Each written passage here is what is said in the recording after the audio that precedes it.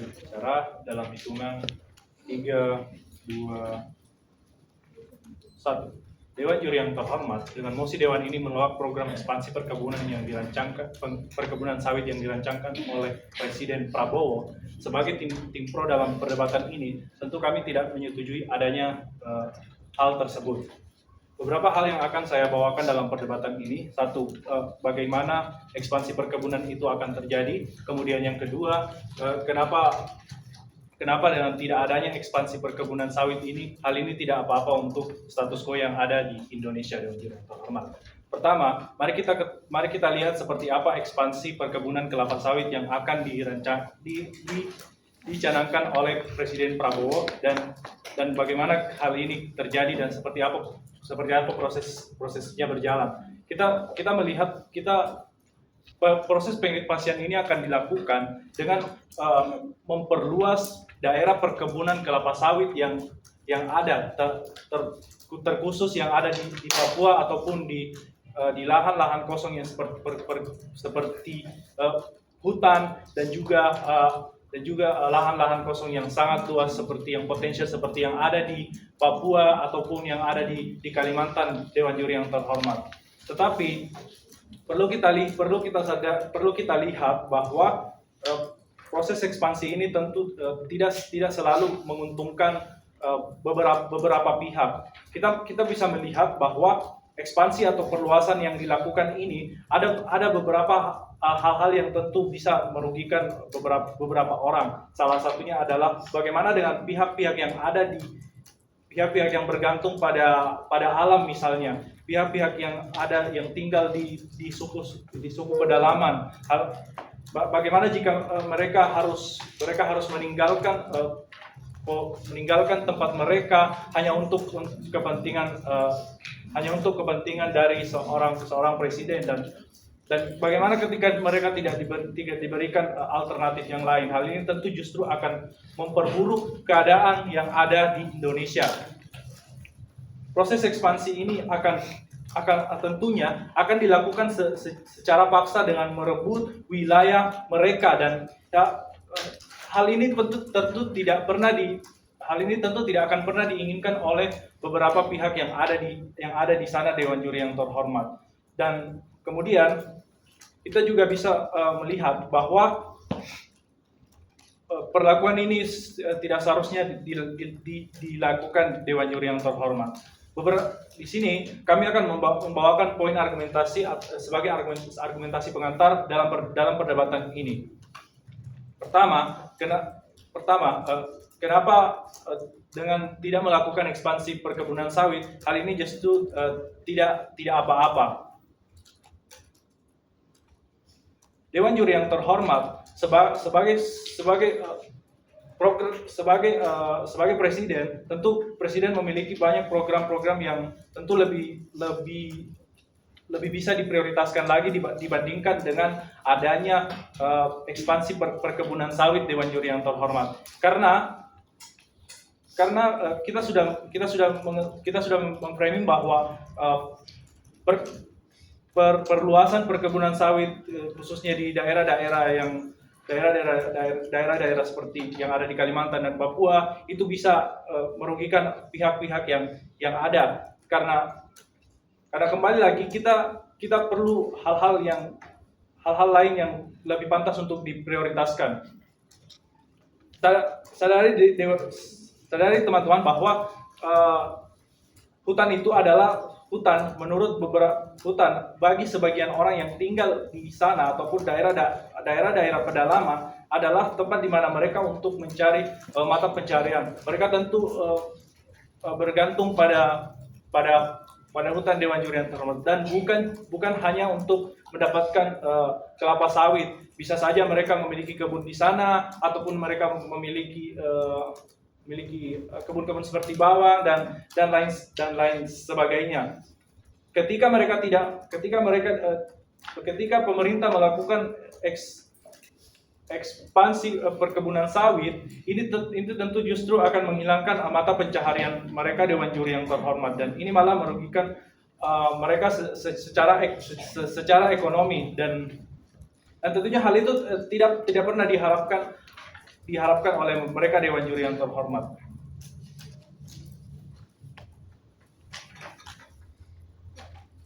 Dan mengapa hal ini justru mengapa memprioritaskan hal yang lain justru lebih baik? Dan kemudian ketika misalnya tim oposisi mengatakan bahwa perkebunan sawit ini bisa menjadi sebuah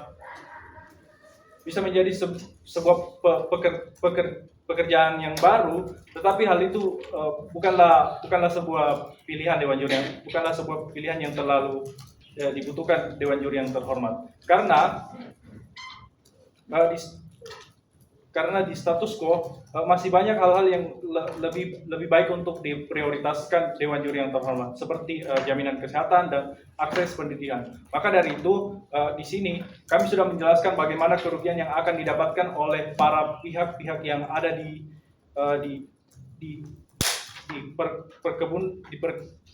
wilayah-wilayah yang luas ataupun wilayah-wilayah hutan dan sebagainya. Maka dari itu kami bangga menjadi opening government.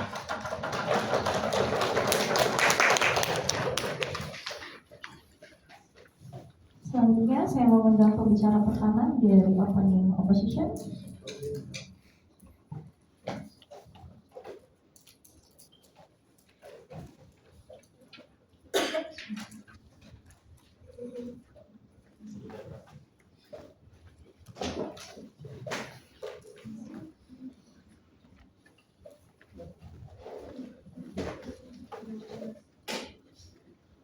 Izinkan saya mengatur kertas terlebih dahulu.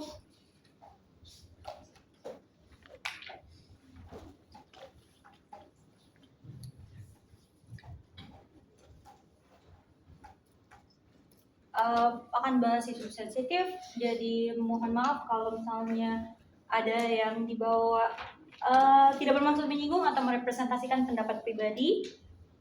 Memulai pidato preferensi interupsi, angkat tangan aja kalau saya punya cukup waktu, saya kasih waktu buat interupsi. Mulai pidato dalam 3, 2, 1. Fakta bahwa Indonesia sudah dikenal dunia dengan sawit murahnya, ini membuktikan kita penguasa pasar untuk ini. Maka dari itu perlu ada penambahan kuantitas agar kita banyak mendapat surplus saat ini. Fakta bahwa kita adalah negara berkembang, itu artinya kita harus fokus kepada ekonomi. Jadi kita harus cari garis aman yang paling aman supaya ekonomi kita bisa berkembang. Fakta lagi bahwasanya Indonesia saat ini ada PHK besar-besaran juga cukup menjadi bukti bahwasanya kita harus mencari surplus ekonomi untuk mendukung keberlangsungan Indonesia. Timur Tengah di sana keruk habis-habisan laut untuk minyak. Sekarang apa? Mereka negara maju karena minyaknya. Kenapa kita tidak gunakan mindset yang sama untuk Indonesia? Untuk negara berkembang, ekonomi selalu harus jadi prioritas. Masalah-masalah yang muncul dengan mosi ini adalah biasanya tentang lingkungan. Tapi kenapa di sisi kami malah lingkungan juga akan tercater pada akhirnya, karena pada akhirnya kita tetap menggunakan uang-uangnya untuk memperbaiki lingkungan dan melakukan prioritas lainnya. Tapi beberapa pemintaian dari dulu Dewan Juri yang terhormat, saat ini kita dalam efisiensi. Saat ini badai PHK itu merajalela, puluhan ribu pekerja kasar yang di PHK, buruh.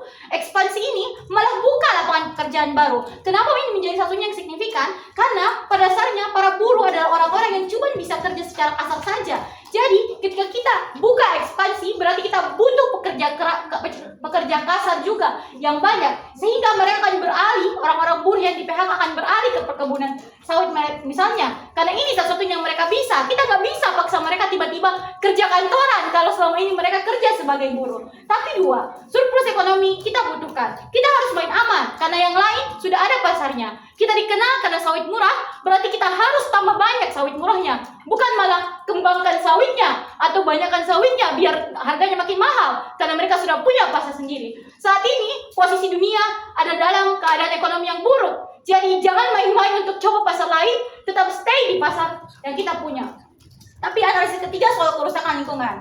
Hal kerusakan lingkungan yang muncul karena adanya ekspansi ketika kita buka hutan-hutan di Papua misalnya, ini bisa diatasi dengan dengan pembangunan yang pada akhirnya, karena mereka nggak bakal terpusat juga. Kita nggak sepenuhnya pergi ke Kalimantan, kita nggak sepenuhnya ke Papua, kita pakai tempat-tempat lain. Sadari kalau ekspansi nggak bakal dilakukan secara bersamaan, akan ada pertimbangan demand dan supply. Ini adalah kebijakan jangka panjang, sehingga misalnya 5 tahun Prabowo juga akan tetap fokus untuk melakukan ekspansi perkebunan sawit. Di tahun pertama misalnya buka 5 hektar, oh ada pertambahan demand, kita buka lagi lebih banyak, sehingga pemerintah tidak sebodoh itu untuk langsung buka secara keseluruhan, tiba-tiba deforestasi besar-besaran. Ada teknik yang bantu ukur daerah mana yang paling aman, ada anak hukum yang analisis dampak lingkungannya, sehingga kita akan baik-baik saja, tapi ekonomi kita akan menjadi lebih baik. Masuk kepada rebuttal. 2, argumentasi dari sisi opening government. 1, mereka katakan kalau misalnya ini akan merebut wilayah. Saya rasa opening government lupa bahwasanya kita adalah negara hukum. Ini sudah diatur di hukum kita bahwasanya selalu ada form of kompensasi, ada bentuk kerjasama dari pemerintah untuk berdiskusi dengan masyarakat. Tapi kedua, mereka malah dipekerjakan di daerah-daerah ini. Misalnya kalau kita buka lahan di Bulukumba, 50% pekerjanya harus dari orang Bulukumba misalnya. Ini ada form of kompensasi yang akan datang di sisi kami, sehingga ekonomi juga akan berjalan ke semestinya. Tapi 2, mereka mengatakan bahwasanya sebaiknya kita fokus ke hal lain. 2 respon untuk ini. 1, dari mana kita dapat uangnya, padahal kita saja sekarang sudah efisiensi besar-besaran. Buktinya di akademi online aja. Tapi 2, ini akan tetap simetris di kedua sisi. Kalau misalnya di sisi kami, karena ini adalah kebijakan jangka panjang, bukan berarti kita fokus di ekspansi aja. Kita akan tetap fokus kepada kebijakan-kebijakan lainnya. Malah surplus ekonomi yang kita dapat dari uang untuk lakukan ekspansi, kita gunakan untuk bantu kebijakan lainnya. Masuk ke analisis perdebatan. Kenapa ekspansi satu-satunya yang signifikan? 1, 3 layer argumen. 1, ini adalah kelapa sawit adalah komoditi utama. Di mana-mana di seluruh dunia kita butuh kelapa sawit sebagai bahan dasar minyak, for example. Indonesia punya pasar yang besar-besaran. Ketika kita sudah dipercaya sebagai orang yang menjual kelapa sawit dengan harga yang murah, ini akan mempermudah kita untuk memperluas pasar pada akhirnya. 2, sadari emosinya tentang pencanangan. Bukan itu berarti kita masih berada di dalam tahap perencanaan. Pak Prabowo bukan satu-satunya orang yang akan ambil keputusan. Mereka punya ahli hukum, mereka punya ahli lingkungan, mereka punya ahli ekonomi dan segala macam yang dalam tim yang akan mengambil keputusan dengan sangat jelas. Makanya ini bakalan baik-baik saja di semua sisi. Akan ada tim yang turun ke masyarakat untuk memastikan masyarakat tidak dieksploitasi. Akan ada tim yang turun ke lingkungan untuk melihat apakah memang memungkinkan untuk digunakan dan lain sebagainya. Tapi 3, fakta bahwa kita butuh uang untuk perbaikan, untuk pengembangan, untuk lingkungan yang lebih baik, untuk Indonesia yang lebih baik. Mencari cara aman adalah bukti bahwasanya kita perlu untuk melakukan surplus uang. Kamu mau atasi polusi, kamu mau kembangkan pendidikan, kamu mau fokus kepada jaminan kesehatan, adakan dulu uangnya. Ekonomi kita sedang tidak baik-baik saja. Cari cara aman untuk selamatkan ekonomi dengan pakai kelapa sawit misalnya. Tapi argumentasi kedua, kenapa semua aktor akan baik-baik saja? Ada mekanisme bahwasanya ada bentuk kompensasi. Daerah yang digunakan adalah daerah-daerah pedalaman. Oke, kami ambil fiatnya bahwasanya rakyatnya juga butuh pekerjaan. Tapi sekali lagi di sisi kami, mereka juga akan tetap dapat pekerjaan ketika lapangan kelapa sawit dibuka. Berarti akan butuh berarti akan ada pembangunan fasilitas untuk kelapa sawitnya. Kita butuh jalan, kita butuh infrastruktur, dan ini semua akan membuka lapangan pekerjaan baru. Sekali lagi, ingat kita dalam PHK besar-besaran. Orang yang di PHK, pekerja kasar, bahkan pekerja kantoran sekalipun akan dibondong-bondongkan untuk dalam ekspansi perkebunan sawit ini. Tapi 2, shifting pekerjaan atau perubahan pekerjaan itu tidak apa-apa selama dia linear. Ketika dia awalnya buruh pabrik tapi tiba-tiba berubah jadi buruh pabrik sawit, itu juga tidak apa-apa pada akhirnya. Maka dari itu, untuk semua argumentasi kami untuk dalam mendukung program ekspansi sawit, kamilah yang paling menyelamatkan seluruh aktor. Kami selamatkan rakyat yang selama ini kehilangan pekerjaan. Kami selamatkan ekonomi Indonesia yang saat ini lagi buruk-buruknya karena kita buka pasar yang lebih baik di saat ekonomi sedang tidak baik-baik saja. Maka dari itu, bangga memenangkan perdebatan.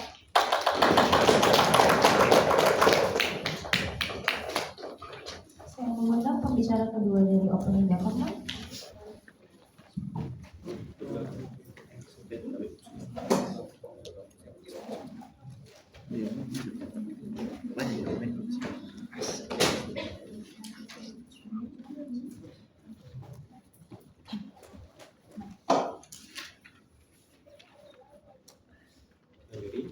saya akan mulai dalam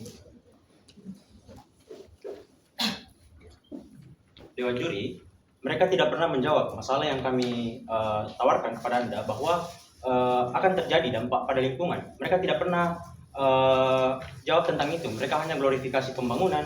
Mereka pikir bahwa dengan mereka lakukan ekspansi sawit itu akan tetap menjamin keberlangsungan lingkungan kita pada akhirnya. Mereka bilang bahwa mereka akan bawa ahli teknik sipil, ahli lingkungan dan lain sebagainya mungkin, dan itu akan menjamin keselamatan lingkungan pada akhirnya. Namun mereka tidak pernah menjelaskan step by step dalam hal itu.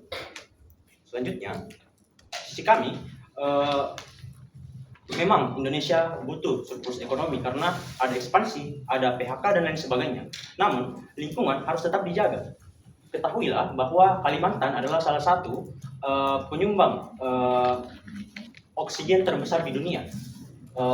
Yang dimana sekarang juga kita ketahui bahwa terjadi dampak-dampak dikarenakan oleh pembukaan hutan dan lain sebagainya, yaitu pemanasan global, efek rumah kaca dan lain sebagainya yang tidak bisa ditanggulangi jikalau kita tidak merawat dan menjaga lingkungan kita dari awal. Mereka hanya memperdulikan keuntungan ekonomi yang akan didapatkan dari melaksanakan program ekspansi perkebunan sawit tersebut. Namun mereka tidak memberikan jaminan bahwa bagaimana ekspansi perkebunan sawit ini akan sangat berdampak untuk kemajuan ekonomi. Mereka katakan bahwa dengan adanya program ekspansi perkebunan sawit ini itu akan membuka lapangan kerja dan lain sebagainya. Mereka akan memperkerjakan orang-orang lokal dan lain sebagainya. Namun ketahuilah bahwa jikalau orang-orang lokal itu hidup di dekat dengan hutan dan lain sebagainya, maka kita dapat tahu pasti bahwa mereka itu kekurangan akan fasilitas, misal fasilitas kesehatan yang masih belum memadai, pasar, jalan dan lain sebagainya. Mereka bilang bahwa mereka akan buka jalan, mereka akan bangun itu semua di awal. Namun jika orang sudah tebang habis lahan itu untuk misal membuka jalan, di mana orang-orang di sekitar hutan ini akan dapat misalnya mereka sangat bergantung untuk makanan mereka di dekat hutan tersebut. Mereka sangat bergantung pada biota sungai misalnya di dekat situ dan lain sebagainya. Pada saat mereka buka jalan, silakan. Shifting pekerjaan akan selalu ada di sisi kami. Ketika mereka pada dasarnya dulu bekerja sebagai buruh kasar di perkebunan, mereka akan berubah menjadi perkebunan sawit. Jadi kehilangan pekerjaan tidak akan pernah terjadi. Di sisi kami, bagaimana kamu selamatkan ekonomi yang buruk? Baik, kami akan lanjutkan argumentasi kami.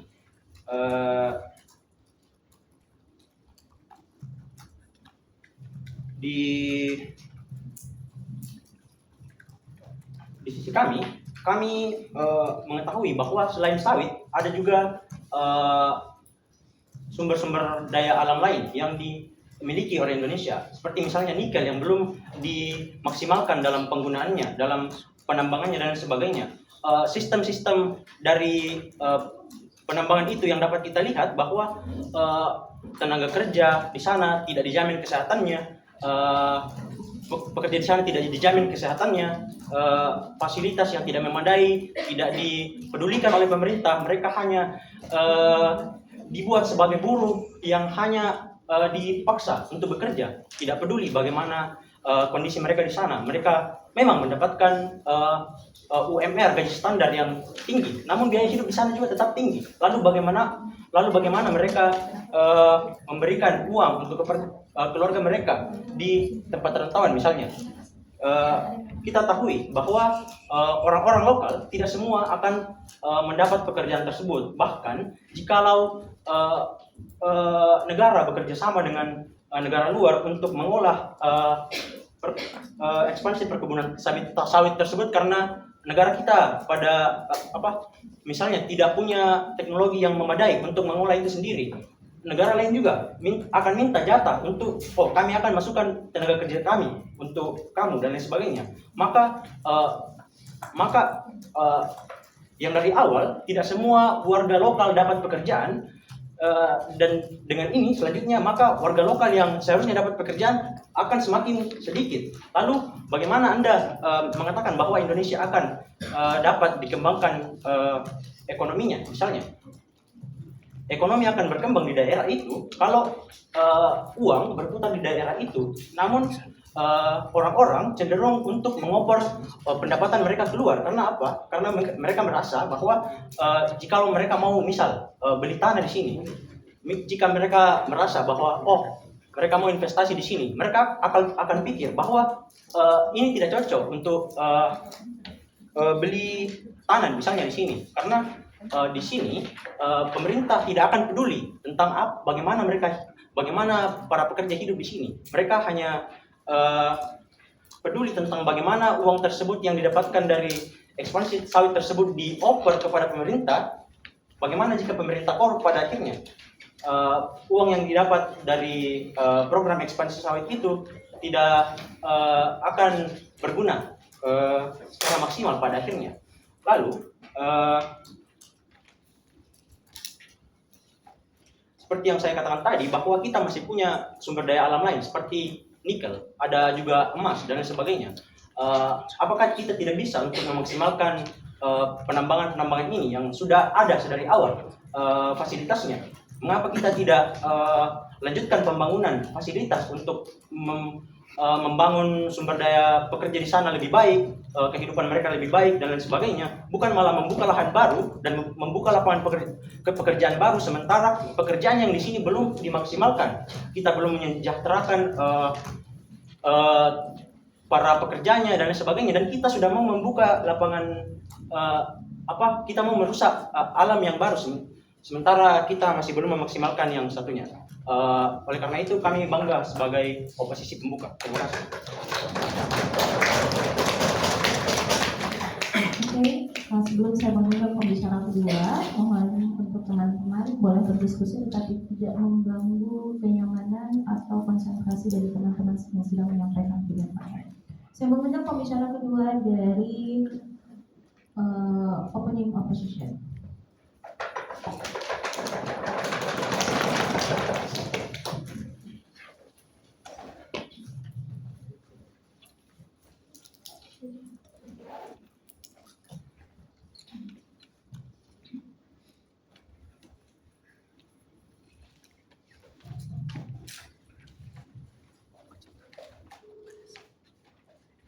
Dengan saya waktu sebentar untuk menyusun.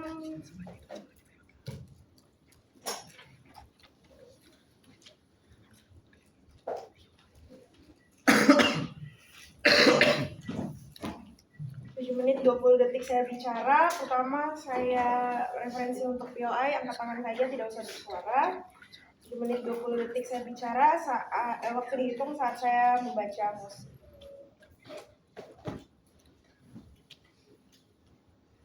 Dewan ini menolak ekspansi perkebunan sawit yang dicanangkan oleh Presiden Prabowo. Kita mau dukung mosi ini. Mosi sawit kita terkenal dengan harga yang murah. Kenapa? Satu, gampang dapat surplus yang bagus. Kalau ekspansi mau dan butuh 10 dan butuh, itu nggak berarti di satu tempat doang yang kamu buka buat cadangkan dan ladangkan perkebunan sawit ini. Tapi itu bakal disebar ke daerah yang lain. Jadi nggak cuma di Kalimantan aja, sehingga Kalimantan itu dibabat habis untuk kepentingan ekspansi perkebunan sawit ini. Kedua, jadi Ogi nggak bisa bilang kalau ekspansi dari perkebunan ini semata-mata itu cuma merusak lingkungan. Karena ini nggak semerta-merta bikin lingkungan jelek, tapi ini bantu juga dalam bidang yang lain, yaitu bidang ekonomi yang sudah baik dijelaskan oleh first speaker saya, Aura. Biar kita tuh berata keberadaannya ada di Indonesia, biar ekonomi itu bisa dirasakan oleh semua bagian daerah-daerah di Indonesia. Presiden Prabowo bisa buka lahan buat ekspansi kebun sawit di Kalimantan, Papua, dan daerah lain karena dia rasa bahwa itu memungkinkan. Tidak, terima kasih. Kemudian untuk rebutan dari argumen dari government bilang kita nggak kasih solusi dampak buruk pada lingkungan. Padahal sudah dijelaskan oleh first speaker saya. Pertama, first speaker saya bilang kalau bikin ekspansi sawit itu nggak bakal semena-mena merusak lingkungan. Karena apa? Karena ada hukum, ada lembaga-lembaga terkait yang bisa bikin kalau ini nggak bakal langsung merusak lingkungan. pemerintah tidak sebodoh itu, guys, teman-teman. Kedua, orang di perkebunan, yaitu di pedalaman daerah, itu kurang fasilitasnya, dikatakan dari pihak government. Tapi sudah juga lagi-lagi sudah dijelaskan oleh first speaker saya. Pertama, kalau kita tuh buka ekspansi, artinya bakal ada infrastruktur yang akan terbangun di daerah tersebut. Misalkan di Kalimantan pedalaman itu nggak ada aspek dari kesehatan, misalnya paling yang kecil yaitu puskesmas. Tapi kalau kalian membuka ekspansi di sana, artinya pemerintah bakal punya aksesibilitas untuk pergi ke daerah itu. Jadi pemerintah bakal bangun aspek yang lain, misalkan aspek kesehatan, aspek pendidikan, perbaikan jalan yang dulunya mungkin nggak ada jalan, kamu kalau lewat situ harus lewat hutan, sekarang udah dibikinkan bagus jalan biar itu jadi membantu masyarakat yang ada di sana juga. Yang ketiga, government bilang kita punya SDA lain, kita punya sumber daya alam lain yang bisa kita gunakan. Lalu apa? Kenapa? Kalian bisa menjamin di sawit? Kenapa kita bilang kalau ekspansi perkebunan ini kita dukung? Karena apa? Karena Indonesia itu punya pasar. Lagi-lagi setelah dijelaskan oleh first speaker saya, Indonesia itu punya pasar sawit yang bikin perekonomian kita itu baik. Kalau misalkan pemerintah terus-terusan melakukan ekspansi di tempat-tempat yang lain, artinya pemerintah sadar kalau pasar kita ini diterima oleh dunia yang luas, sehingga itu pemerintah mau bikin ekspansi yang lebih besar karena surplusnya itu besar. Apa government punya jaminan SDA lain, misalkan emas, timah, dan tambang yang telah disebutkan itu bisa sukses di bidang itu, bisa membantu perekonomian di Indonesia? Tentu tidak. Oji juga bilang mending dikembangkan aja kelapa sawit yang udah ada, misalkan udah ada di Kalimantan, ya udah dikembangkan aja.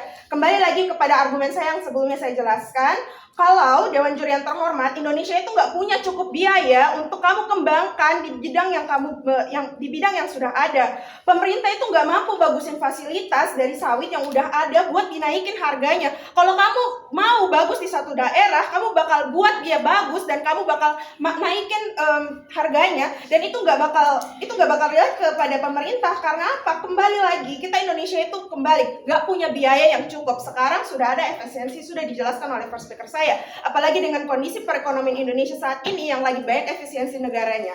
Speaker saya sudah dijelaskan tadi. Kemudian argumen saya berikutnya, Indonesia itu lebih perlu dan lebih penting memperbaiki ekonominya daripada lingkungan. Kalau kita semua di sini cuma fokus kepada lingkungan, kerusakan lingkungan, berarti apa? Pertama, kerusakan lingkungan itu bisa diperbaikin kalau kamu punya uang. Dari mana kamu dapat uang? Dari perekonomian Indonesia, yaitu apa? Tadi kembali lagi ekspansi perkebunan sawit yang pemerintah udah tahu kalau itu bakal mendatangkan banyak keuntungan buat Indonesia, memperbaiki ekonomi Indonesia. Kamu mau ekspansi ke kebun sawit, artinya kamu mau ada perubahan. Kamu mau ada perubahan ekonomi di Indonesia. Kamu mau memperbaiki apa yang telah rusak di Indonesia. Kalau ekonomi udah berubah, kamu punya uang, kamu bisa memperbaiki lingkungan. Di sisi kami bahas soal lingkungan yang rusak cuman karena ekspansi lahan sawit. Artinya kamu nggak gitu notice kalau di Indonesia ekonominya itu lebih buruk dari lingkungannya. Lihat ibu kota Indonesia, lihat Jakarta. Jakarta itu dihuni oleh orang-orang pemerintahan yang bekerja di sana. Tapi apa? Jakarta itu banyak polusinya. Polusi di Jakarta sama jeleknya dengan 50 tahun yang lalu. Artinya apa? Lingkungan yang jelek itu udah ada dari dulu. Kemudian polusi itu representasi dari gencatnya orang bekerja lewat pabrik buat bagusin ekonomi. Buruh pabrik terus bekerja pagi sampai malam, gak ada hentinya. Makanya polusi industrial itu gak ada habis-habisnya. Kamu lihat polusi pagi, siang, sore, malam. Kamu naik pesawat, kamu gak bisa lihat keadaan yang ada di Jakarta. Kamu gak bisa lihat langit lepas. Artinya apa? Ekonomi sudah rusak dari zaman dulu. Kalau kamu mau ada hal baik, kalau kamu mau ada hal baik, maka ada yang harus kamu korbanin dulu. Kalau ekspansi lahan sawit udah berhasil, itu artinya kamu udah bisa memperbagus ekonomi Indonesia. Itu merupakan salah satu langkah, teman-teman. Itu bukan berarti bahwa ekonomi lewat kebun sawit ini doang nih yang bisa memperbaiki ekonomi Indonesia, tapi enggak. Tapi itu bentuk langkah. Pemerintah notice kalau ini mendatangkan banyak keuntungan bagi kita, sehingga kembali ekspansi lahan sawit. Kalau Indonesia udah bagus perekonomian, pelan-pelan buruh pabrik gak perlu lagi kerja pagi malam biar polusi industrial jadi berkurang. Jadi lingkungannya jadi bagus dong. Kalau Indonesia udah bagus perekonomiannya, artinya ekspansi perkebunan sawit bakal lebih efektif dan lebih tahu bagusin lingkungannya. Mosi ini bilang kalau Presiden Prabowo mau canangkan ekspansi, sudah jelaskan oleh pembicara pertama saya bahwa canangkan ini artinya mereka memiliki planning ke depan Artinya apa? Ini masih melakukan perencanaan, banyak pertimbangan. Presiden itu tahu dan berpikir. Government benar-benar underestimate pemerintah dan juga presiden sampai bilang kalau ini kenapa nggak bagus SDA lain. Artinya kalian bilang kalau presiden itu tuh nggak mikir perekonomian lain di bidang perekonomian Indonesia ini di bidang yang lain. Kalian terlalu underestimate presiden. Arti presiden itu tahu dan berpikir keras apa yang baik buat negara yang dia pimpin. Yang dia mau itu adalah dia bagusin ekonomi di bidang ekstraksi sawit ini salah satunya. Artinya presiden itu sadar kalau ekonomi di Indonesia itu isunya lebih punya urgensi yang besar di bidang masyarakat. Untuk alasan semua ini kami bangga menjadi OO. Terima kasih.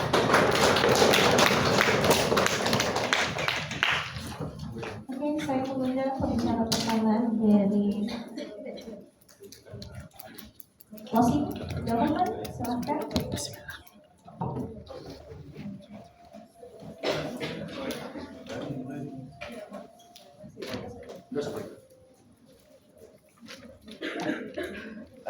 Sebelum saya memulai introduksi POI, silahkan bersuara saja, tapi tolong jangan terlalu ribut. Dan saya akan memulai pidato saya dalam 3, 2, 1. Dewan juri menurut saya mereka itu tidak mengetahui framing seperti apa sawit itu sendiri. Pertama, sawit itu Dewan juri perlu kita katakan itu menyerap air di tanah. Jadi di mana ketika Anda itu menanam sawit, dia akan menyerap air, menyerap unsur hara di tanah itu. Jadi otomatis sawit itu menurut saya tidak akan sustain lama. Dia tidak akan bertahan lama. Jadi ketika Anda mengatakan kalau misalnya kita tuh harus mengekspansi sawit, oke, kita memperbesar sawit nih, ada lahan baru. Tapi lama-kelamaan ketika unsur hara di tanah itu habis, ya sawit ini akan rusaklah tanahnya. Dan ya kita akan mencari lahan baru lagi dan lagi. Ya, pertama kita harus ketahui Indonesia itu mempunyai lahan yang terbatas. Ketika Anda mengekspansi, ya suatu saat itu akan habis.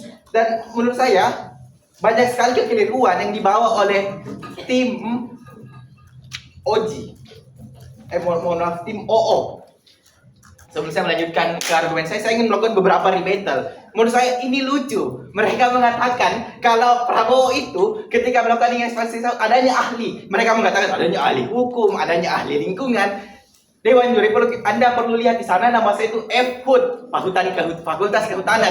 Semua dosen saya tidak setuju karena tidak setuju dengan sawit ini. Mereka mengatakan bahwa sawit itu bukan dari kawasan hutan. Sawit itu merusak lingkungan. Oke, saya sepakat dengan apa yang dilakukan oleh tim OJ di mana sawit itu merusak lingkungan. Namun analisis yang mereka berikan itu menurut saya kurang, tidak adanya solutif. Pertama, Dewan juri terhormat, perlu kita ketahui Indonesia, saya akan masuk ke argumen saya. Satu, Indonesia itu adalah negara maritim terluas. Kenapa kita tidak memanfaatkan posisi kita sebagai negara maritim terluas sebagai blue economy, di mana kita bisa memanfaatkan laut? Kita ada negara kepulauan, negara yang banyak sekali pulau. Bahkan 17.000 pulau, tidak terima kasih, 17.000 pulau tidak dimanfaatkan. Sumber daya laut itu, bahkan Anda harus tahu, bahkan laut itu bisa menghasilkan energi, bisa menghasilkan listrik. Adanya energi daya terbarukan yang bisa kita gunakan sebagai ekonomi. Kedua, menurut saya, OO itu menciptakan dunia yang saya utopia yang mereka akan berikan argumen itu menurut saya palsu. Mereka selalu tadi mengatakan kalau Indonesia itu banyak PHK, banyak kerugian ekonomi. Dewan juri Indonesia itu sedang tidak dalam krisis ekonomi. Oke, kalau mereka mengatakan ini pada saat COVID, namun kita sekarang ekonominya baik-baik saja kok. Kedua, saya akan lanjutkan argumen saya. Tidak, terima kasih. Saya akan lanjutkan lagi argumen saya. Kita harus tahu banyaknya masyarakat adat yang bisa diambil tanahnya. Kalau mereka mengatakan, oke, kita butuh buruh, kita butuh pekerja. Dewan juri sekali perlu kita ketahui, perkebunan ekspansi sawit ini hanya menguntungkan orang-orang yang kaya, orang-orang yang sudah di atas. Buruh itu gajinya sangat-sangat kecil, bahkan tidak cukup untuk mereka melakukan biaya. Oke, mereka dipaksa diambil tanahnya, dan yang kaya akan makin kaya, yang miskin akan makin miskin. Menurut saya ini sangat lucu dan ya banyak pemikiran itu keliru. Interupsi. Oke, silahkan. Makanya ada tim yang prediksi dan planning untuk kursi ini. Tapi kedua, ini sudah jelasin bahwasanya pasar satunya kita adalah komoditi sawit. Jadi nggak mungkin kita tiba-tiba mau ke pasar lain, sedangkan banyak PHK yang bertebaran di dunia. Tolong touch the grass. Kalau Anda bilang mengatakan PHK, Makanya ada juga solusi lain, seperti solusi yang tadi saya katakan. Ada kita sebagai benua maritim itu bisa mengembangkan. Oke lah, kalau mereka mengatakan teknologi kita masih kurang, Dewan Juri Terhormat. Namun kita bisa menarik investor, kita bisa memperlihatkan peluang ke negara asing untuk menginvest ke negara kita, ya kan, adanya keuntungan. Misalnya saja Amerika, oke, dia punya banyak uang, kita tidak punya banyak uang, tidak, terima kasih, kita tidak punya banyak uang. Kita bisa menawarkan sumber daya alam kita bisa menawarkan lokasi geografis kita. Mereka menyodorkan uang dan teknologi, dan kita menyodorkan sumber daya alam kita dan lokasi geografis kita. Sekali lagi saya tekankan, dosen fakultas itu tidak ada yang sepakat tentang ekspansi sawit ini. Mereka semua itu menolak dan mengatakan kalau sawit itu tidak masuk dari kawasan hutan ataupun tidak masuk kawasan pohon, karena sawit itu tidak menyerap karbon dioksida. Dan perlu kita tahu status quo di UNESCO saat ini ataupun United Nations, ada peraturan di mana negara karbon itu harus membayar pajak. Negara yang menghasilkan karbon itu harus membayar pajak ke negara yang mengurangi karbon. Oke lah, kalau Anda itu mengekspansi sawit, otomatis karbon kita itu akan naik. Dan pada akhirnya kita akan bayar pajak karbon ini. Jadi at the end of the day, status quo itu ketika Anda mengatakan, oke lah ini surplus ekonomi, namun kita akan membayar pajak karena kita itu menghasilkan karbon. Kalau misalnya kita fokus, tidak, terima kasih, ke kawasan hutan yang sudah ada, kita bisa menurunkan pajak ini, bahkan kita bisa dibayar karena kita menurunkan rasio indeks pajak karbon. Lalu saya akan lanjutkan ke argumen saya selanjutnya. Menurut saya, solusi yang lebih alternatif ialah kita bisa mengembangkan saja sawit-sawit yang sudah ada. Saya sepakat, mereka tadi mengatakan Indonesia itu sudah banyak sawit. Oke, kalau Indonesia sudah banyak sawit, kenapa harus diperbanyak lagi? Kenapa harus ditekankan lagi? Menurut saya itu keliru, karena mereka juga tadi mengatakan kalau misalnya Jakarta itu sudah sangat polutif, sangat kotor, dan mereka hanya ingin memperparah itu. Mereka ingin memperparah kondisi lingkungan kita. Maka dari itu saya sangat tidak sepakat. Oke, silahkan. Ya, kalau kamu bilang kalau ekonomi di Indonesia baik, kenapa kamu takut untuk bayar pajak? Bukankah ekonomi kamu sendiri sudah baik? Menurut saya PO-nya tidak masuk ke dalam mosi kita kali ini. Kalau pajak itu urusannya bukan di urusan saya. Yang tadi saya jelaskan itu adalah pajak karbon, di mana suatu negara ketika menghasilkan karbon itu harus membayar pajak. Kalau misalnya Indonesia mengekspansi sawit itu kan menghasilkan karbon dan menurunkan rasio hutan, otomatis kita itu harus membayar pajak ke negara lain. Dan ya hasil dari pendapatan ekonomi itu ya kita gunakan lagi untuk negara lain dong. Kedua, menurut saya solusi alternatif yang bisa kita, yaitu kita kembangkan saja yang sudah ada. Mereka tadi sudah mengatakan bahwa kita sudah sangat banyak lahan sawit. Maka dari itu, kembangkan saja yang sudah ada agar teknologi bisa meningkatkan rasio dari sawit itu sendiri. Karena saya di sisi kami percaya bahwa sawit itu lebih bagus kalau kualitas dibanding kuantitas. Maka dari itu saya bangga menjadi tim pemerintah penutup pada perdebatan hari ini.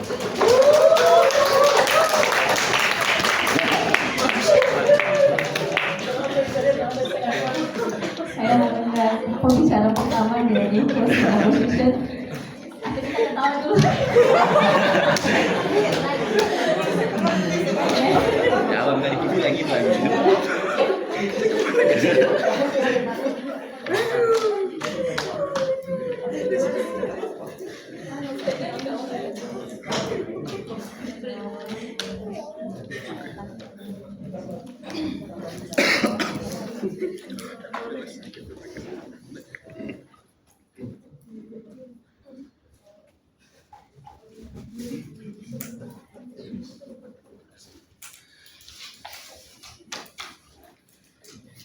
Preferensi POI silakan mengangkat tangan.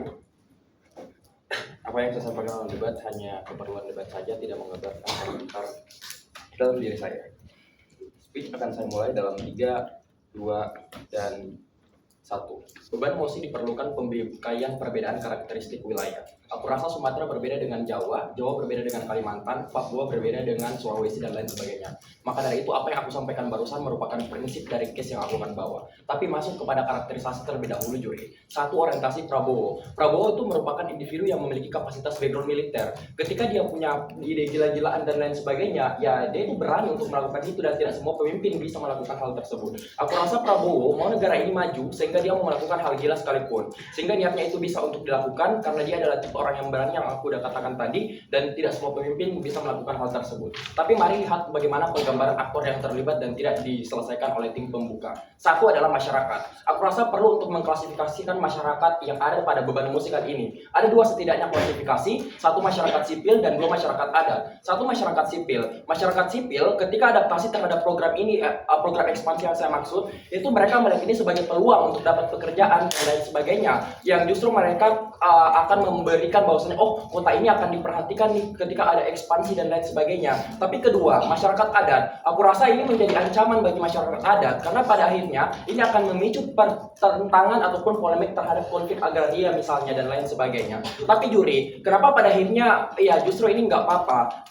Karena kita itu ada undang-undang budaya. Benar yang dikatakan bahwa kita ada berada dalam ranah hukum, kita punya negara hukum yang dimana kita punya CSR untuk menganalisa dan mengadvokasi misalnya bagaimana kompensasi dan lain sebagainya. Tapi juri, lihat bagaimana analisis saya. Kenapa ini penting? Ya, ini akan menjadi bentuk komitmen negara untuk mempertahankan budaya itu, bukan? Karena pemerintah tidak ingin kehilangan identitas Indonesia sebagai negara budaya misalnya, ataupun negara mistis misalnya, yang mampu menarik perhatian orang luar negeri masuk ataupun tertarik ke dalam Indonesia. Tapi aktor yang terlibat kedua adalah pemerintah. Pemerintah itu cukup capable dalam melakukan hal tersebut, karena aku rasa ini tuh akan pemerintah bisa memberikan kompensasi misalnya. Taruhlah misalnya ilustrasinya di PT Freeport dan lain sebagainya. Kompensasi yang diberikan itu akan memberikan benefit eksternal terhadap orang-orang ataupun masyarakat di daerah Papua dan lain sebagainya. Contohnya apa? Beasiswa untuk sekolah dan lain sebagainya. Apa yang terjadi? Ini akan memberikan insentif untuk bisa memberikan benefit eksternal. Tidak hanya kau mendapatkan lapangan pekerjaan. Soal lapangan pekerjaan yang diglorifikasi oleh tim OO akan saya buktikan sebentar. Tapi juri, kenapa ekspansi ini perlu untuk dilakukan? Satu, Indonesia itu punya ciri sebagai negara dengan sumber kekayaan alam yang besar dan tak semua negara itu punya. Oke, ini sudah disebutkan oleh OO tadi. Tapi juri, sawit itu adalah salah satu bentuk nyata yang perlu disyukuri dan progresif untuk Indonesia. Sehingga pengelolaan sawit itu perlu untuk dikembangkan. Analisisnya gini.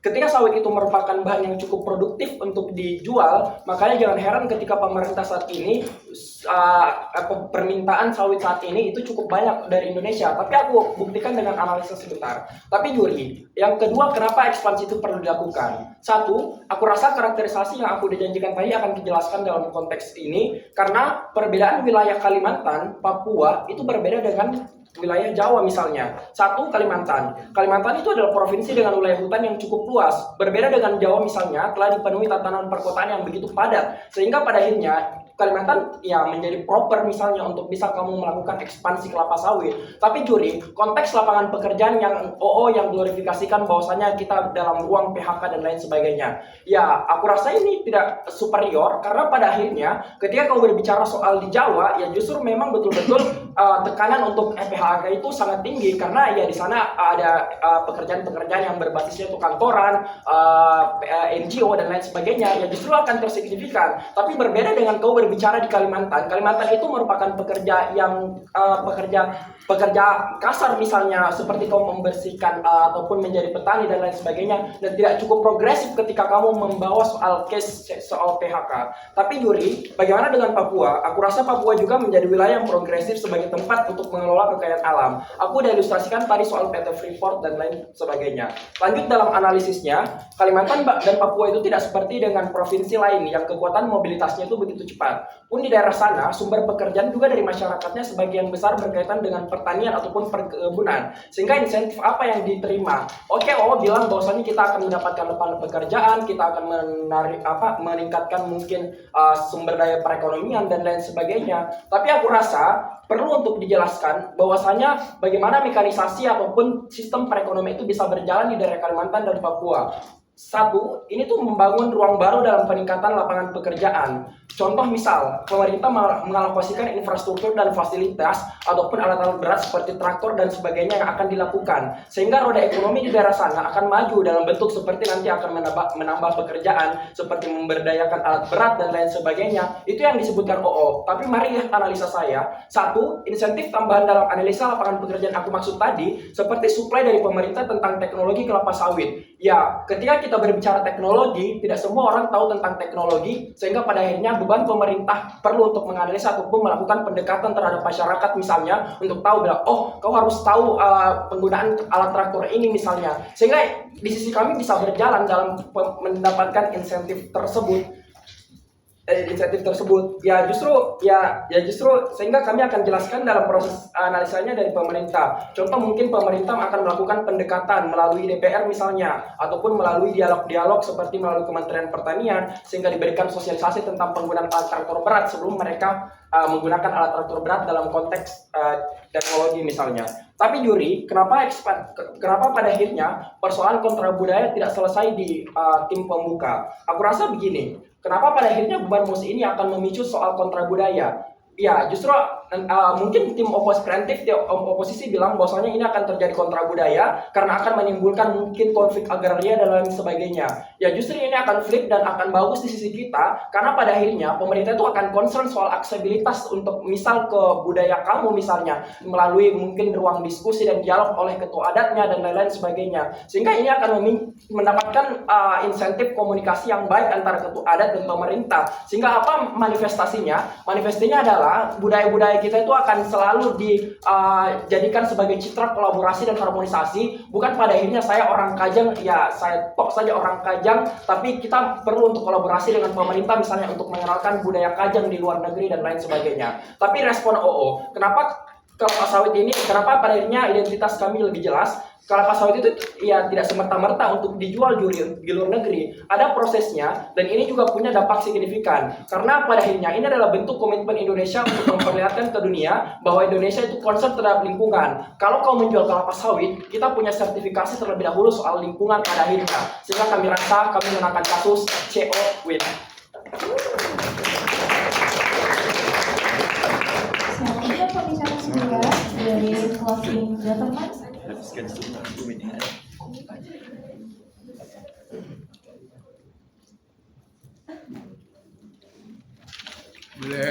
Boleh pinjam HP untuk stopwatch. Kita ada.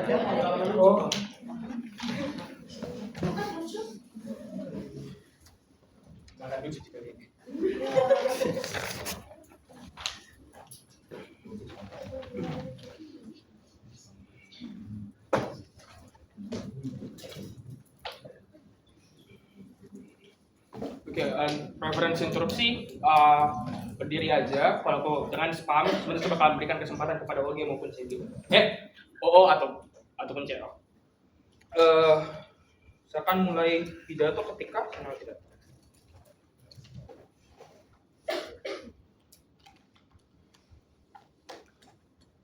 Penghancuran flora dan fauna ataupun lingkungan hidup merupakan dosa terbesar dari pemerintah. Namun walaupun dari situ, mari kita bahas persatu seluruh kasus dari OO dan juga dari CO. Aku rasa seluruh kasus beasiswa, seluruh kasus pemanfaatan ekonomi ataupun pembangunan infrastruktur yang baik itu realize ataupun sangat bergantung tinggi terhadap bagaimana nantinya peningkatan ekonomi akan terjadi. Namun apabila perekonomian dapat saya pastikan dapat terjadi pada sisi kami, maka kami menang perdebatan hari ini. Pertama, mari kita bahas tentang perekonomian. Aku rasa dengan kita menambah banyaknya lahan persawitan, aku rasa itu hanya akan memberikan dampak lingkungan. Sebenarnya saya akan jelaskan. Namun aku rasa akan ada lebih banyak approach yang lebih baik, misalnya dengan peningkatan teknologi ataupun hilirisasi dari kelapa sawit. Aku rasa bentuk dari misalnya sekarang lomba-lomba BPDP kelapa sawit yang meningkatkan misalnya penggunaan tokoprenol untuk misalnya obat-obatan osteoporosis misalnya, ataupun bagaimana penggunaan kelapa sawit akan diubah menjadi barang-barang yang jauh lebih baik. Aku rasa teknologi ini akan jauh lebih approachable pada akhirnya di sisi kami. Saya akan jelaskan kenapa sebentar berikutnya atas dua alasan. Pertama, benar apa yang dikatakan oleh CO, karena kapabilitas dan sumber daya alam kita sangat baik. Aku rasa dengan banyaknya workforce tersebut akan lebih mudah untuk bisa kita beradvokasi terhadap negara-negara luar untuk kita melakukan kolaborasi teknologi misalnya. Akan hal-hal tersebut telah menjadi prerequisite. Kenapa pada akhirnya akan ada proses kultural, akan ada proses misalnya kita dapat meminjam teknologi mereka, profesor mereka untuk bisa kita misalnya gunakan misalnya untuk bisa kita tingkatkan teknologi. Pada akhirnya hilirisasi terhadap kelapa sawit misalnya meningkatkan nilai guna kita, meningkatkan kualitas kelapa sawit akan jauh lebih terperdaya pada diri kami. Namun yang kedua, aku rasa ketika sebentar, namun Namun aku rasa ketika kita terlalu menjual banyak bahan mentah, ini akan jauh lebih parah. Karena satu, karena pada akhirnya kita hanya akan memboros seluruh keuntungan yang kita dapatkan, seluruh oportunitas yang akan kita dapatkan. Namun yang kedua, aku rasa dengan meningkatkan jumlah tersebut, supply demand pada ekonomi akan terjadi, sehingga pada akhirnya juga jumlah ataupun nilai tukar sawit misalnya pada ranah internasional akan jauh lebih turun. Aku rasa lebih baik kita menjual dan meningkatkan nilai gunanya dibandingkan daripada kita meningkatkan jumlahnya. Sama seperti dolar, sama seperti rupiah. Ketika rupiah semakin banyak di peredaran pasar, pada akhirnya ya nilai rupiah akan turun pada akhirnya. Aku rasa sistem ekonomi dan sistem penggunaan mutu pada kelapa sawit akan jauh lebih baik pada sisi kita. Namun yang ketiga, aku rasa dari misalnya orang akan jauh lebih tertarik, sehingga negara-negara akan jauh lebih tertarik untuk bisa menjadi investor misalnya di negara kita, karena akan ada hal-hal tersebut. Namun apa saja dan argumen-argumen pendukung. Ada satu analisis, misalnya seperti dana CSR, lomba-lomba saya mengirimkan proposal mengenai penggunaan bahan kelapa sawit kemarin, namun tidak lolos, ya tidak masalah. Karena hal-hal seperti inilah yang akan mendorong kita inovasi-inovasi anak muda misalnya, atau bukan hanya dalam bentuk kualitasnya, namun misalnya kita bisa meningkatkan berapa banyak jumlah minyak misalnya dalam satu buah bongkar kelapa sawit. Iya, silakan. Masa kita stuck di bahan mentah karena ini pasar kita. Jadi bagaimana kamu bisa bersaing dengan negara yang sudah pasti, dan uang dari mana untuk berkembang kalau misalnya sekarang kita saya kira sudah terjawab tadi, bahwasanya satu, adanya interest global untuk bisa datang ke pasar kita, exactly karena CEO sudah mengatakan bahwasanya komoditas kita itu sangatlah unggul, yang seperti kamu katakan, karena adanya interest global untuk bisa datang ke pasar kita, karena sumber daya kita sudahlah sangat unggul seperti kamu katakan, ataupun banyaknya workforce hours yang bisa kita tingkatkan pada dari kita, ataupun kenapa bisa Belanda bisa masuk kenapa bisa Belanda mau mengkolonisasi kita, karena adanya sumber daya alam yang sangat kita miliki. Ini akan dijadikan sebagai mereka untuk bisa masuk kepada kita, investasi dan teknologi bisa masuk ke negara kita sendiri, masuk pada bidasan selanjutnya. Yang kedua, selanjutnya, karena hal-hal tersebutlah yang kami lihat bisa menjadi hal yang win-win solution juga pada akhirnya. Namun yang kedua, apa yang kita tawarkan pada sisi kami, pada CG, kita mengurangi dampak terhadap lingkungan. Karena kita fokus pada bagaimana nantinya peningkatan nilai mutu yang akan kita tingkatkan misalnya. Jadi pada sisi kita, misalnya yang tadi dikatakan oleh Devlin sebelumnya, misalnya seperti degradasi tanah yang diambil air-airnya, unsur haranya akan jauh lebih dikurangi misalnya. Tidak, terima kasih. Akan jauh lebih dikurangi. Karena pada sisi oposisi, OO maupun CO, mereka kehilangan banyak hal. Pertama, mereka akan kehilangan misalnya flora dan fauna yang akan tergusur. Banyak sekali hewan yang akan kehilangan tempat tinggalnya misalnya. Iya, benar kalian mengatakan akan ada ahli lingkungan misalnya, atau ahli zoologis misalnya. Tapi pada akhirnya kita akan tetap mengambil tanah, bukan? Jadi pada akhirnya, walaupun kalian berusaha untuk mengatakan adanya ahli misalnya, pada akhirnya jumlah tanah akan tetap berkurang di Indonesia. Nyatanya lagi, jumlah tanah kita pun tidak akan selalu bertambah, karena jumlah tanah pun akan semakin terbatas. Walaupun bagaimanapun preferensi kalian terhadap ahli, nyatanya juri, pertama, tetap jumlah kuantitas kita akan tetap berkurang. Namun yang kedua, flora dan fauna akan jauh lebih terparah dari mereka. Itulah dosa mereka sebagai tim pemerintah, sebagai tim oposisi. Lanjut, yang ketiga, aku rasa ketika benar apa yang dikatakan sama Devlin, ketika unsur hara ini sudah habis, air ini sudah habis, lahan yang awalnya ditembuh oleh sawit akan dialih pindahkan kepada lahan yang lain. Ini jauh lebih parah, karena bayangkan tanah tersebut akan dibiarkan begitu saja, dan mereka sudah membeli. Hal ini sangatlah tidak moral dan tidak dapat terjustifikasi. Lanjut pada ranah argumentasi, ranah biasanya yang kelima, tapi ya silakan. Orientasi kamu memilih kualitas dibanding kuantitas. Tapi juri, teknologi kita itu nggak seprogresif itu saat ini. Sumber daya manusia kita itu belum cukup memadai untuk akomodir teknologi seperti kelapa sawit dan lain sebagainya. Baik, terima kasih atas idenya. Aku rasakan selalu ada insentif misalnya, proses di mana misalnya masuk teknologi akan selalu ada insentif misalnya pada investasi, misalnya beberapa perusahaan akan mendidik misalnya, adanya proses pelatihan dari beberapa aktor misalnya, misalnya aktor misalnya minoritas ataupun daerah-daerah yang ada di situ yang akan digandrongi misalnya, yang akan diambil untuk bisa dilatih misalnya dengan menggunakan alat tersebut. Proses itulah yang akan kita gunakan, pendapatan itulah yang akan kita berikan kepada mereka kembali nantinya ketika dalam proses perpajakan. Lanjut yang kelima, terakhir, pemanfaatan buruh. Pertama, aku rasa tidak etis ataupun tidak moral ketika kamu memperkerjakan orang yang telah kamu ambil tanahnya kembali ke tanahnya. Dua, gaji buruh seberapa sih? Mereka udah capek misalnya untuk bisa misalnya mengangkut minyak sawit dan kalian pun mempertanyakan mereka di tanah mereka sendiri. Namun yang ketiga, kalian pun pada akhirnya akan membayar mereka dengan jumlah uang yang tidak begitu banyak pula. Aku rasa dengan peningkatan mutu ini, kalian tidak kita tidak mengambil tanah mereka, kita tidak menghancurkan flora dan fauna mereka. Kita memberikan kepentingan terhadap karbon dioksida mereka, oksigen mereka. Aku rasa terhadap approach terhadap misalnya hirupan air yang akan mereka ambil akan jauh lebih baik pada sisi kita. Terakhir, masyarakat adat. Aku rasa masyarakat adat di sini harus kita lindungi karena pada akhirnya akan selalu ada adat-adat kajang yang tidak ingin diopresif misalnya. Benar begini, walaupun ada hukum-hukum undang-undang ataupun ada proses, aku rasa tidak semua juga akan terbuka terhadap seluruhnya. Terima kasih. Selanjutnya saya mengundang pembicara kedua dari closing opposition.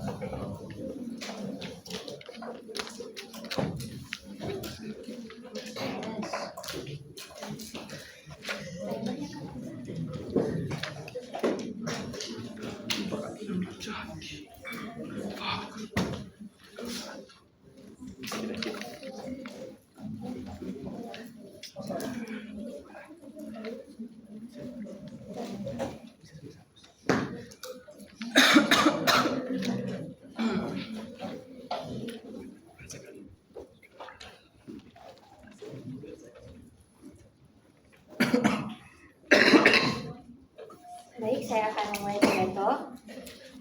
Sebelumnya jika saya menyinggung orang-orang tertentu, saya mohon maaf karena itu hanya masuk dalam perdebatan. Jika ingin POI, tolong angkat tangan, jangan bersuara karena itu akan sangat mengganggu skrip saya. Kalau saya tidak merespon, tolong jangan di-spam. Memulai pidato dalam 3, 2, 1. Apa yang belum dijawab oleh pemerintah adalah bagaimana jika pada akhirnya dengan tidak melakukan ekspansi ekonomi negara itu akan baik-baik saja. Walaupun mereka bilang sudah ada nikel, emas, dan lainnya, ini nggak cukup juri, karena jelas-jelas oposisi sudah menjelaskan bahwa ekonomi kita itu sudah searjan itu, efisiensi yang perlu diselamatkan. Perbandingannya di sisi kami adalah ekonomi kita akan membaik, dan lingkungan juga bakal baik karena Kak Zaki sudah jelaskan kepada Anda, sehingga poin kami lebih unggul. Juri, Pro1 datang dan bilang kalau ekspansi ini bakalan melukai masyarakat adat. Alasan kenapa ini salah? Karena juri perhatikan dunia itu progresif. Kami sadar betul bahwa semua pulau di Indonesia menginginkan perlakuan yang sama, bukan? Sehingga kami rasa ini adalah bentuk awal untuk kami memperhatikan pulau-pulau yang jauh tertinggal tersebut. Kamu mengeluh di Papua tidak ada rumah sakit. Oke, kami akan bangunkan rumah sakit dengan adanya ekspansi ini. Karena kami sadar betul jika melakukan ekspansi maka butuh banyak proyek-proyek di sekitarnya, bukan, yang mendukung. Tapi B, pada akhirnya ini dapat menghilangkan kesenjangan. Kenapa? Karena Kak Zaki sudah jelaskan bahwa akan ada pemerataan pembangunan bagi mereka pada akhirnya. Tapi mari masuk ke yang selanjutnya. Masuk dengan mengatakan bahwa pertama, efisiensi itu karena akibat adanya efisiensi maka kita membutuhkan lapangan kerja. Tapi mereka nggak menjelaskan kenapa orang-orang itu bakalan mau untuk bekerja di ekspansi itu pada akhirnya. Tapi kami akan menjelaskan kenapa. Karena di dalam ekspansi yang kamu butuhkan itu hanya tenaga, bukan? Jikalaupun tenaga ini nggak cukup, di ekspansi itu pasti kamu akan diberikan pelatihan. Ada orang-orang ahli yang akan mengajarkan kamu. Pun kalau misalnya ada apa-apa, kami rasa dengan pembangunan ekspansi ini kami sudah menyediakan proyek-proyek lainnya seperti rumah sakit. Kami rasa ini sudah cukup. Ditambah dengan training yang kami lakukan. Tapi yang selanjutnya, mereka bilang ada tim-tim yang akan turun untuk memastikan bahwa suku-suku itu baik-baik saja. Tetapi mereka nggak pernah mempertimbangkan bagaimana jika worst case itu terjadi. Bagaimana jika pada akhirnya suku-suku itu merasa dilukai pada akhirnya. Tapi saya sudah menjelaskan kepada Anda kenapa pada akhirnya ini baik-baik saja di awal, bukan? Tapi yang selanjutnya, mereka bilang kalau pembangunan ekspansi ini nggak segampang itu. Ada caranya, kita punya anak teknik misalnya, ada anak hukum untuk turun langsung. Juri ingat, Kak Zaki sudah menjelaskan kalau Indonesia itu menandatangani Paris Agreement, yang berarti semua kebijakan harus berdasarkan pada lingkungan. Tapi tim OO bilang apa? Ekonomi saat ini lebih genting untuk diselamatkan daripada lingkungan. Oke, kami akan memberikan Anda win-win solution bagaimana kami akan menyelesaikan permasalahan ekonomi dan lingkungan ini. Mari masuk ke dalam contoh kasusnya. Kenapa kami bilang bahwa di sisi kami akan memenangkan sisi lingkungan dan juga ekonomi. Sisi lingkungan, pertama, kami rasa pemerintah sudah seprogresif itu. Tentu saja sebagai presiden, Pak Prabowo itu pintar juri. Pembangunan taman dalam kota itu sudah progresif sekarang. Di Gorontalo misalnya, sudah banyak dibangun taman-taman dalam kota, mulai dari taman buah, taman untuk anak-anak misalnya. Sehingga kami rasa ini menjadi salah satu bentuk untuk mendukung progres tersebut, bukan?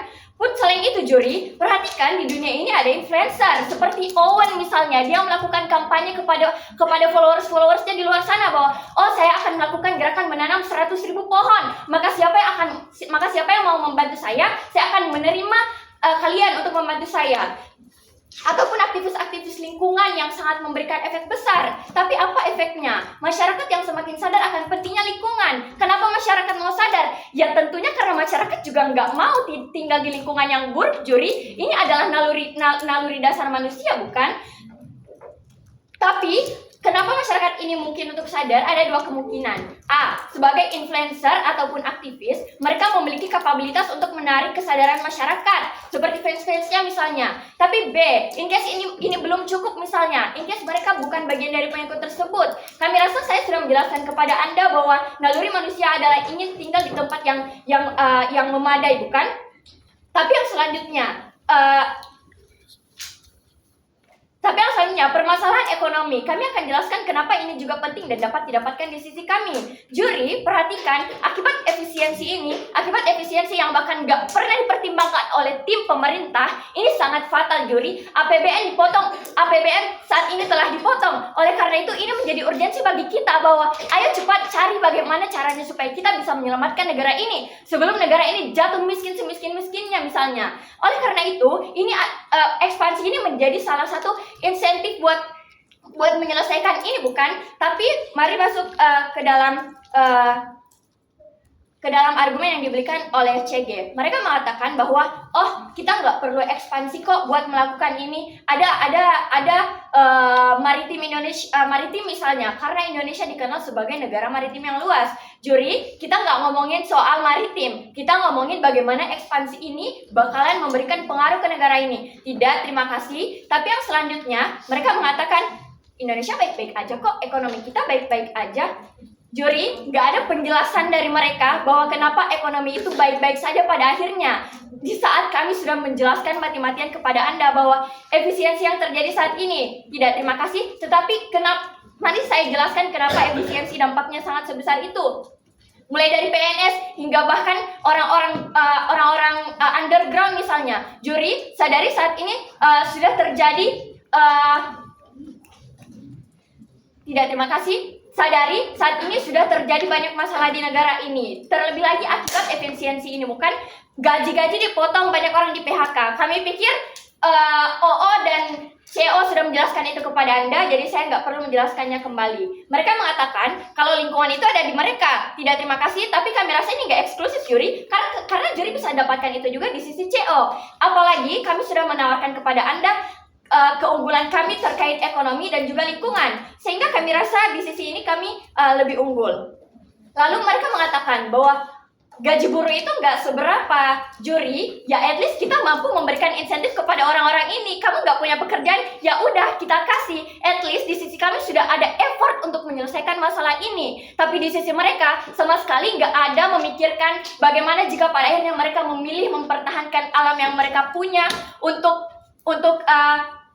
padahal mereka tahu mereka bisa memanfaatkan itu untuk melanjutkan hidup. Juri, naluri manusia, jika saya tahu saya punya sesuatu untuk bisa dimanfaatkan agar saya bisa bertahan hidup, saya jelas akan membeli itu, bukan?